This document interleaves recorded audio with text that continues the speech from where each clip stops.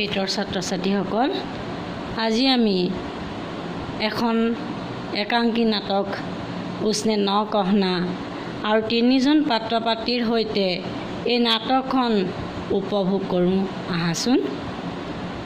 নাটকখন হৈছে এক দেশপ্ৰেমমূলক নাটক। ভালদৰে তোমালোকে মনোযোগ দিলে সকলোখিনি বুজিব পাৰিবা। এতিয়া কিতাপৰ পাঠলৈ যাওঁ।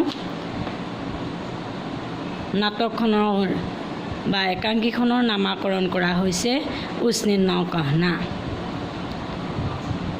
পাত্ৰ হৈছে বলবীৰ, লাজৱন্তী, ৰুক্মিণী। দৃশ্যসজ্জা বা কেনেকৈ প্ৰথম আৰম্ভ হৈছে সেইখিনি মন কৰিবা। এক ঘৰ কা आंगन, इस आंगन के एक और बुढ़िया चौके में खाना पका रही है। आयु कोई 60 पर अपेक्षस के बीच। इस बुढ़िया का नाम लाजवंती है। गाँव वाले उसे लाजू पुकारते हैं। चौके के सामने एक चारपाई के पास लकड़ी की एक कुर्सी है। कुर्सी पर बलबीर नाम का एक नौजवान लड़का बैठा अखबार पढ़ रहा है। बलबीर लाजवंती का बेटा है। कुर्सी पर बैठा बलबीर अपने पाँव पास ही रखी हुई चारपाई पर टिकाया हुआ है। अखबार पढ़ने में संलग्न उसका मुंह खोले अखबार के पीछे ढका हुआ है। अखबार सामने चारपाई पर पटकते हुए अकस्मात कुर्सी से उस खड़ा होता है। এখন আগ চোতালৰ বাৰাণ্ডাৰ কথা কৈছে।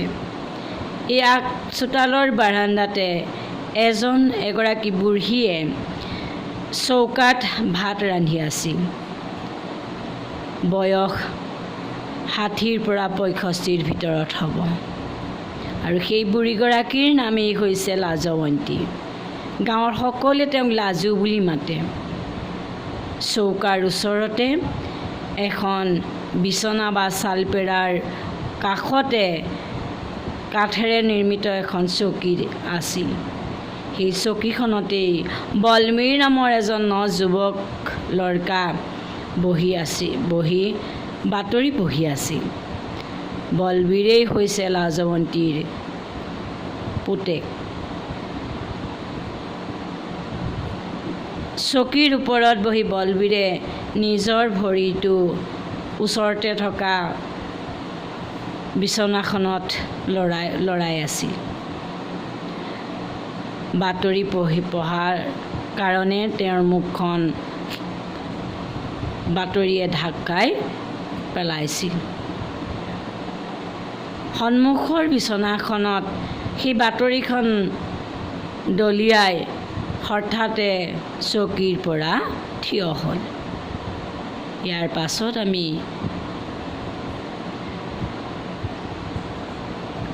পাঠৰ অংশলৈ গৈছোঁ। बलबीर, माँ, मैं आज नांगबंदार के पास जाकर अपना नाम लिखवा दूँगा। लाजवंती, फिर वही बात। बलबीर, तुम नहीं मानोगी, तुम कभी नहीं मानोगी, लेकिन मुझसे और हाथ पर हाथ धरकर नहीं बैठा जाएगा। लाजवंती, हाथ पर हाथ धर तुम्हें काहे को बैठा है? घर का काम थोड़ा है अगर किसी को करना हो। बलबीर, घर का काम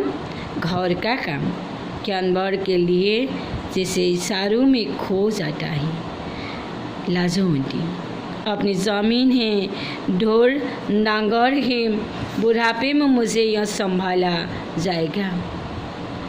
बलबीर और लाजवंतीर মাজত কথা বতৰা কথোপকথন চলি আছে।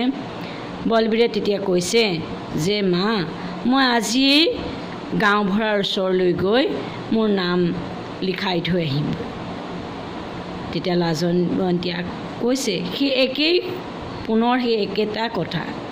বলবীৰে তেতিয়া কৈছে তুমি নামানা, তুমি কেতিয়াও নামানা, কিন্তু মই এনেদৰে হাত সাৱটি বহি থাকিব নোৱাৰোঁ। লাজৱন্তীয়ে কৈছে যে হাত সাৱটিনো কিয় বহি থাকিব লাগে, ঘৰত অলপ অলপ কাম আছে যদি তাকেই তুমি কৰিলাহেঁতেন। বলবীৰে কৈছে যে ঘৰৰ কাম ক্ষন্তেকৰ বাবে তেওঁ বিচাৰত বিভোৰ হৈ পৰিল। লাজৱন্তীয়ে তেতিয়া কৈছে যে নিজৰ সা সম্পত্তি পশুধন আছে, বৃদ্ধা অৱস্থাত মই এইখিনি চম্ভালিবলৈ মোৰ বাবে কষ্ট হ'ব, টান হ'ব। बलबीर, जब बापू को तुमसे ईश्वर ने छीन लिया था तब कैसे तुमने सब कुछ संभाला था? तब तो हम दोनों भाई भी सोते थे। मैं तुम्हारी गोद में था, स्वामी तुम्हारी उंगली थामे रहता था। लाजवंती, ईश्वर ने मुझसे जाति की, अब तो जुल्म ना कर बेटा। बलबीर, इसमें जुल्म की बात क्या है माँ? लाजवंती, मैंने शमशेर को हंसते खेलते फौज में भर्ती करवाया। यह मेरा ही कलेजा था। मेरे सिर का साई फौज में काम आया। मैंने उनके बड़े बेटे को फिर फौज में भेजा। यह मेरा ही कलेजा था। बलबीर, और अब तुम्हें क्या हो गया है माँ? তেতিয়া বলবীৰে কৈছে যেতিয়া বাপু মানে দেউতাক পিতাক ভগৱানে কাঢ়ি নিছিল তেতিয়া তুমি কেনেকৈ সকলোবিলাক চম্ভালিছিলা? তেতিয়াতো আমি দুইজন ভাই ককাই সৰু আছিল, মইতো তোমাৰ কোলাতেই আছিলোঁ। স্বামীত বলবীৰৰ ককায়েক স্বামীয়ে তেতিয়া কেৱল হাত তোমাৰ আঙুলিত ধৰি ঘূৰি ফুৰিছিল।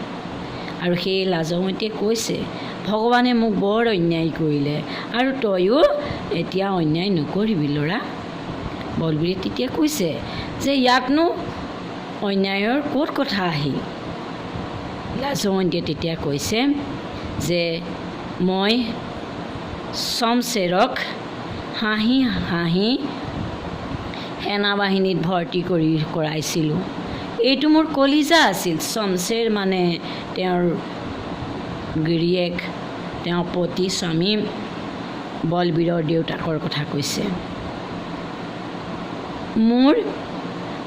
মূৰৰ ভগৱানে সেনাত কাম কৰিছে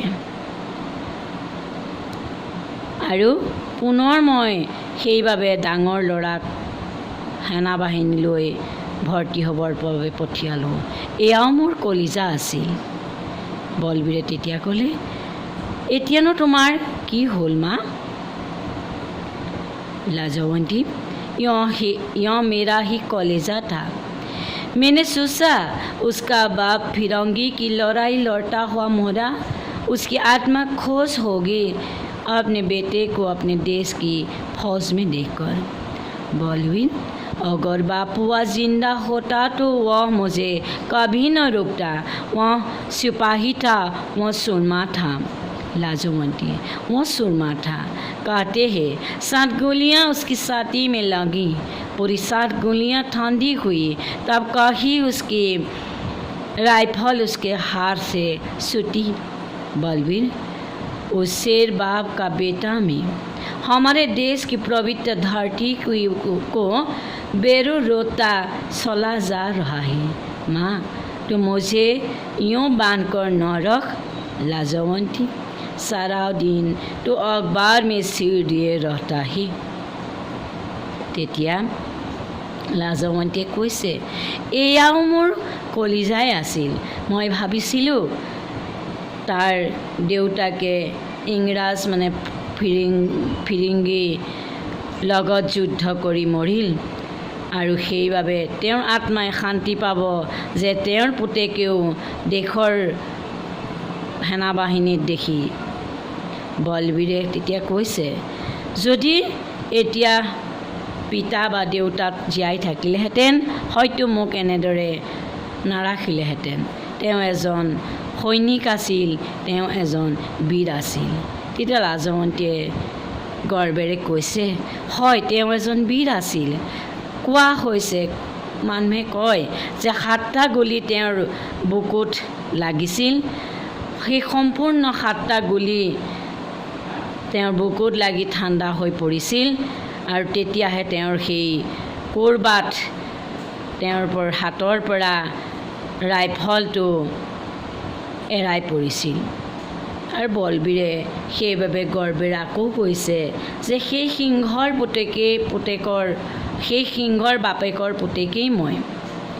আমাৰ দেশৰ পবিত্ৰ ভূমিত শত্ৰুৱে গচকি যাব ধৰিছে আৰু মা তুমি মোক ইয়াত বান্ধি নৰখাবা। লাজমতীয়ে কৈছে গোটেই দিনটো কেৱল বাতৰি কাকতত মূৰ দিয়ে তই কটাও। বলবীৰ घर बैठा में तेरे कोई काम नहीं आऊँगा। मेरे सारे साथी भर्ती हो रहे हैं। पीछे गांव में अकेला मुझे खाली कोठे खाने को दौड़ेंगे। माँ तुमने वह तस्वीर देखी है हमारे प्रधानमंत्री की? अखबार उठाकर माँ को दिखाता ही। लाजवंती हाय मैं मरी चिंता में खोआ हुआ वो मुखरा यहाँ तो गुलाब की तरह खिला रहता था। बलवीर इसके हाथ धोखा हुआ है। जिसे वो भाई कहता था उसी भाई ने आज इस पर हमला कर दिया है।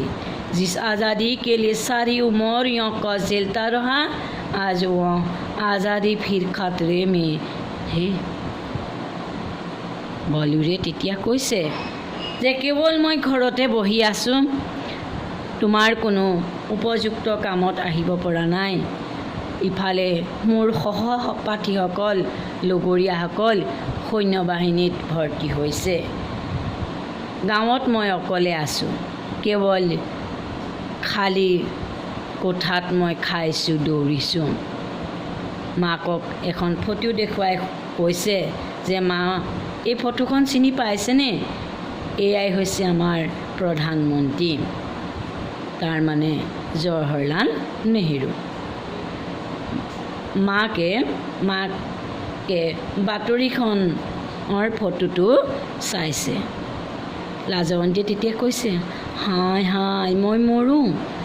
চিন্তাৰ পৰি তেওঁৰ মুখখন বিবৰ্ণ হৈ পৰিছে, ম্লান হৈ পৰিছে আৰু এটা সময়ত তেওঁৰ গোলাপৰ নিচিনা মুখখন ফুলি আছিল।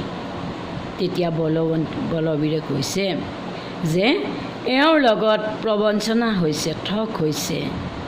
যাক আমি সৌসিদিনালৈকে নিজৰ আত্মীয় ভাই ককাইৰ দৰে ভাবিছিলোঁ আৰু সেইসকলেই এতিয়া আমাৰ শত্ৰু হৈ আমাৰ বিপক্ষে আক্ৰমণ কৰিবলৈ লাগিছে।